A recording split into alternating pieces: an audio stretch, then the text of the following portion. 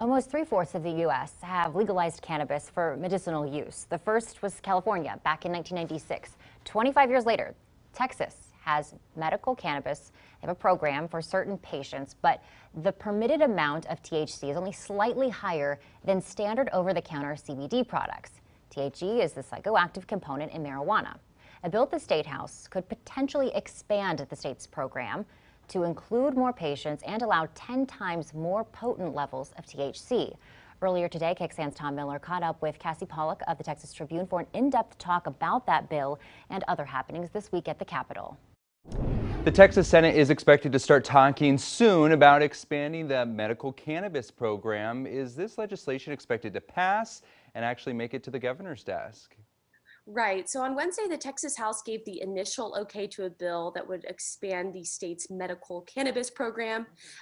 If the chamber gives final sign off to the legislation today, it will head to the Senate. It's likely that we could see the measure get support from both Republicans and Democrats in the chamber, which would help its chances of passing. Another conversation that's also playing out on the House side is that the chamber is taking up legislation to tackle how recreational marijuana use is penalized. Today, the chamber will consider a bill that would lessen the penalty for possession of 1 ounce or less of cannabis, as well as remove the possibility of jail time or losing a driver's license. The proposals like that, the fate on them is a little bit less clear, partially because the Senate in general has been less open to proposals related to reducing penalties for marijuana use. Yeah, it certainly would be a big change here in Texas. On another topic, there is less than a month left in this legislative session, and before the session started, there was all this pressure to pass laws that prepare for the potential of a future pandemic, another one. How are those bills doing right now with not a lot of time left? That's right. The clock is certainly ticking at the Texas Capitol. Lawmakers this session have filed a host of legislation that relates to the pandemic, many of which are at varying stages of the legislative process. Some public health experts say that some of those proposals would equate to meaningful reform, while others could leave the state worse off.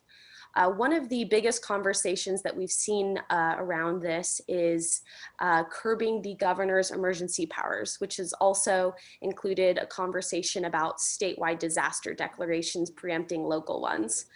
Some lawmakers have expressed the same concerns that public health experts have had on that, which is that local officials need flexibility to respond to emergencies in real time. The Senate has passed legislation to this effect, and it awaits action in the House. And the House's big piece of legislation on this is still in committee in the House. So, of course, this discussion and others are playing out as time is running out and as lawmakers are trying to tackle other issues. So it will be a sprint to the finish line for sure. All right, Cassie Pollock with the Texas Tribune. We appreciate it, Cassie. Thank you so much. Thank you.